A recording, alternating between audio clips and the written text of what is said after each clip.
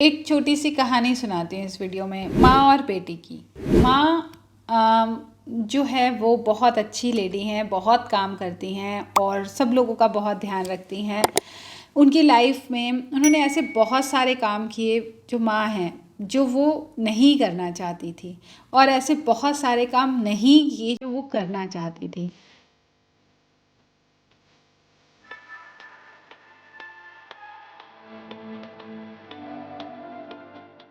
उनकी बेटी है।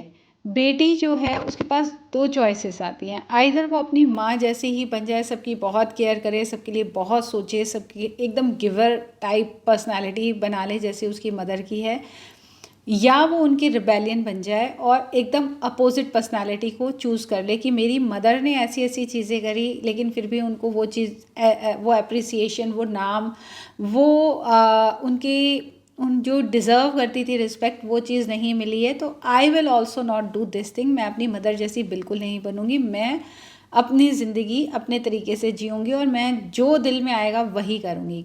दो ही चॉइसेस होती हैं। एक माँ है जिसके हिसाब से बेटी जो है वो अपने कैरेक्टर को चूज़ करती है। अगर ये बेटी जिसने रिबेलियन बनने का सोचा और वो अपने आप में एकदम डिफरेंट पर्सनालिटी बन गई, घर में एक बहुत ही अलग पर्सनालिटी, क्योंकि अगर मदर कूल नेचर की है, मदर ऐसी है, माँ ऐसी है जो सब कुछ सहना जानती है, जो सब कुछ एब्जॉर्ब करना सही समझती है, उसके सामने ऐसी बेटी आ जाए जो हर चीज़ को स्पिल आउट करना चाहती है, तो वहाँ पे तो मदर और बेटी के बीच में जो माँ बेटी का रिश्ता है वही पहली बात बहुत अच्छा नहीं बनता है।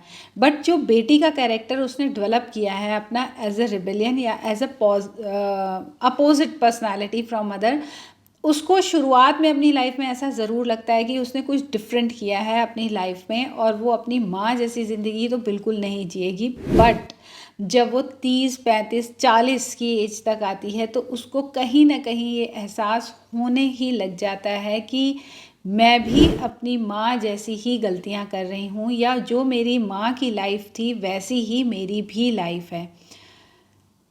और मे बी आपको ये लग रहा होगा जो मदर की लाइफ में चली गई थी या जिसने अपने मदर के कैरेक्टर को ही कॉपी किया वो बहुत सुखी होगी। नहीं, वो भी अपनी जगह सुखी नहीं होगी, क्योंकि उसको ये लगेगा कि मेरी माँ ने भी लाइफ में बहुत कुछ अचीव नहीं किया और मैंने भी अपनी लाइफ में कुछ भी अचीव नहीं किया, मैंने उनसे कुछ भी सीखा नहीं। अगर वो नहीं बोलती थी तो एटलीस्ट मुझे अपने लिए स्टैंड लेना आना चाहिए था। तो दोनों ही कैरेक्टर, एक जो इधर चला गया, जो अपोजिट चला गया, वो भी हैप्पी नहीं है और सक्सेसफुल नहीं है, और जो मदर की कॉपी कर रहा है वो भी हैप्पी और सक्सेसफुल नहीं है।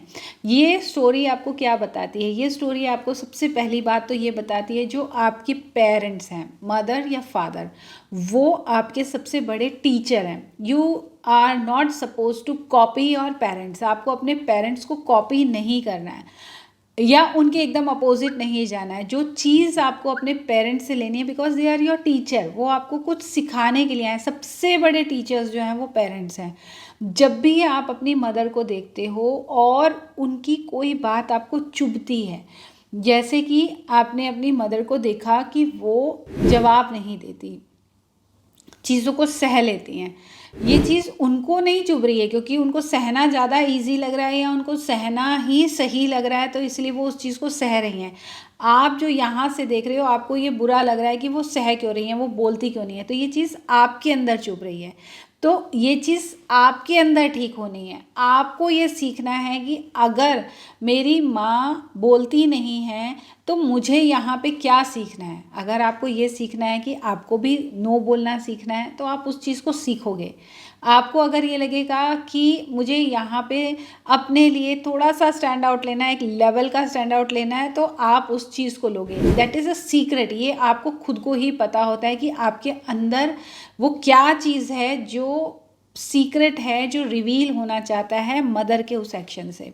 तो जब आप अपने पेरेंट्स के अंदर हर उस चीज़ को देखते हो जो आपको अच्छी नहीं लग रही है और आप उस चीज़ों को चेंज करते चले जाते हो कि ये बात अच्छी नहीं है तो इसको, जो अच्छी चीज़ें हैं उनको अच्छे की तरह लिया, और जो ऐसी चीज़ें हैं जो आपको चुभ रही हैं, आपके पेरेंट्स को नहीं, आपकी मदर को नहीं, माँ को नहीं चुभती लेकिन आपको चुभती हैं, तो वो आपको अपने अंदर ही ठीक करनी है। और जब आप इस जर्नी पे चल पड़ते हो कि जो भी इशू आपको सामने नज़र आ रहा है आप उसको अपने अंदर रिजॉल्व करते जाते हो, अपने अंदर रिजॉल्व करने के बाद उससे कुछ लर्निंग लेते हुए अपग्रेड होते जाते हो, तो आप अपनी मदर की पर्सनालिटी की बैलेंस्ड पर्सनालिटी बन जाते हो, ना ही उनके एकदम अपोजिट और ना ही एकदम उनके जैसे। और आपको अपने पेरेंट्स की बैलेंस्ड पर्सनालिटी ही बनना है। That's why they are here, और दैट्स वाई उनकी पर्सनालिटी और उनकी चीज़ें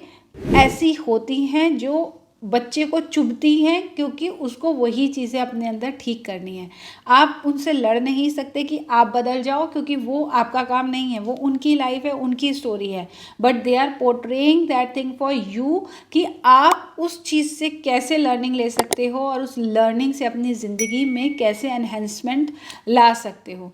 तो इस माँ बेटी की कहानी में जो मॉरल ऑफ द स्टोरी है वो यही है कि कहीं पे भी आपकी अगर अपनी मदर से नहीं बनती तो बैठ के 5 मिनट देखो कि ऐसी कौन कौन सी चीज़ें हैं जो उनकी मुझे अच्छी नहीं लगती, उनको अच्छी लगती होंगी लेकिन सिर्फ आपको अच्छी नहीं लगती, और आपको अच्छी नहीं लगती तो बैठ के 2 मिनट मेडिटेट करो, अपने अंदर अपनी अंतरात्मा से पूछो ऐसी कौन सी चीज़ है जो मुझे उनसे सीखनी है, ये बात मुझे अच्छी क्यों नहीं लगती, मुझे इसमें से क्या सीख के अपने आप को अपग्रेड करना है। और this is very secret spiritual path जो आप अपनी लाइफ में लेके आ सकते हो। और अगर आप ये अकेले खुद नहीं कर सकते, you can take consultation from me.